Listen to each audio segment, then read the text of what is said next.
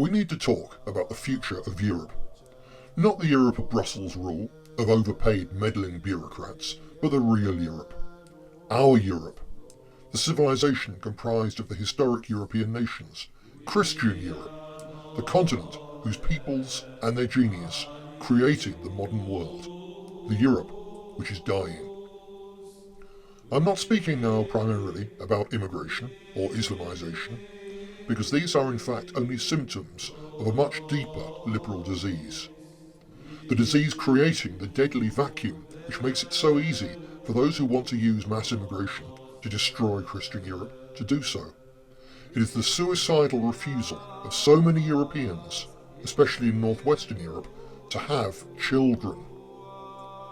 If one merely glances at the figures, the overall birth rate in countries such as Britain and Sweden doesn't look too bad.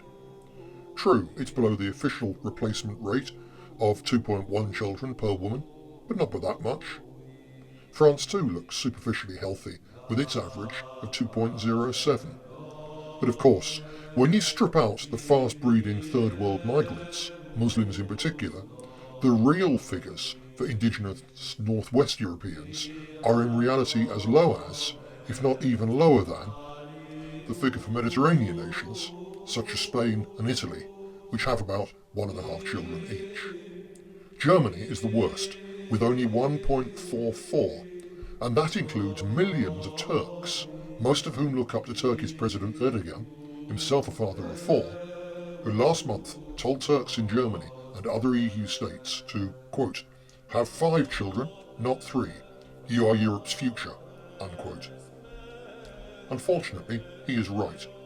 A dark reality highlighted by the fact that the overall EU average is just 1.61 children per woman.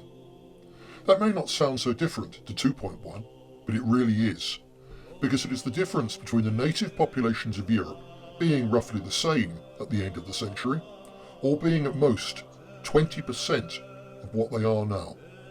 Such is the power of geometric progression, which works for numbers going down, as well as up.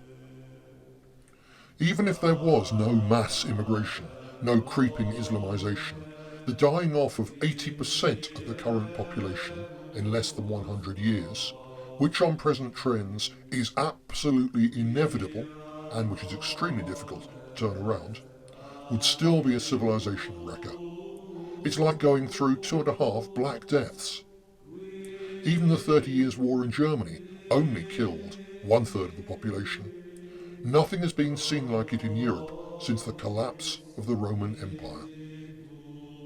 By the way, to our many stateside followers, remember that if you take out the Hispanics and exploding Muslim population, the demographics of American America are little better. Now, the politicians know this. The economists know this. Big business knows this. So they've all decided to fix the problem by importing millions of replacement new Europeans from Africa. Unfortunately, as already noted, this solution only adds to the fundamental problem that their policies have put the peoples of Europe on the path to genetic replacement, i.e. ethnic extinction. It would appear that the political elite of Europe have a collective death wish. How on earth can they preside over such a disaster? Surely they worry about the future of their own children, even if not those of the rest of us. And this brings us to a truly startling fact. A fact which, once you know it, helps to explain a great deal. And yes, it confirms that the so-called elites of Northwest Europe do indeed have a death wish, because they do not and cannot worry about their own children, because they do not have any. Just look. France, Emmanuel Macron, no children. United Kingdom, Theresa May, no children. Scotland, Nicola Sturgeon, no children. Italy, Paolo Gentiloni, no children. Germany, Angela Merkel, no children. Luxembourg, Xavier Bettel, no children. Sweden, Stefan Löfven, no children. Netherlands, Mark Rutte, no children. European Commission, Jean-Claude Juncker, no children. The only Northwest European leader with children is Belgium's Charles Michel, who has 2, but he is also a fervent promoter of contraception, and his predecessor, Elio di Rupo, as well as being an atheist Freemason, was also a militant homosexual, with no children. Southern Europe is different. Mariano Bray, Prime Minister of Spain, 2 children. Antonio Costa of Portugal, 2 children. Pavlopoulos, President of Greece, 3 children. In Southern Europe, the decision not to have children is often forced on ordinary people by economic austerity. It's not something they make out of choice because society thinks it's normal. Of course, the austerity is partly the fault of the political class, but at least the leaders of the South, for all their corruption and pitiful subservience to the banks, have some personal family stake in the future. But the biggest contrast of all is between Northwest Europe on the one hand and Central and Eastern Europe on the other. Compare the shocking no-children norm of the liberal West with the situation in the States which, not coincidentally, also oppose national suicide by mass Third World immigration. Miloš Zeman, President of the Czech Republic, 2 children. Andrej Kiska, President of Slovakia, 4 children. Tomislav Nikolic, President of Serbia, 2 children. Kolinda Grabar-Kitarović, President of Croatia, 2 children.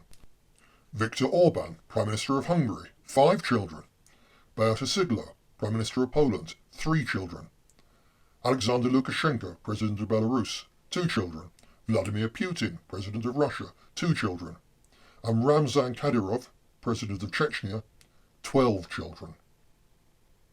That puts it all into perspective, does it not? Because while the nations of the centre and the east of Europe also have perilously low birth rates, their political leaders are all concerned about it, discussing it and taking action to at least try to put it right by providing financial and other incentives to their own people to have more children. Contrast that to the absolute silence on the issue in the West, except when the demographic catastrophe, even though it's only just beginning to be felt, can be used by the anti-Christian left as their latest excuse for mass immigration. And remember, our political masters don't care about future generations because they are childless themselves. Which raises the question of what future your children have in countries run by politicians with no stake in that future themselves.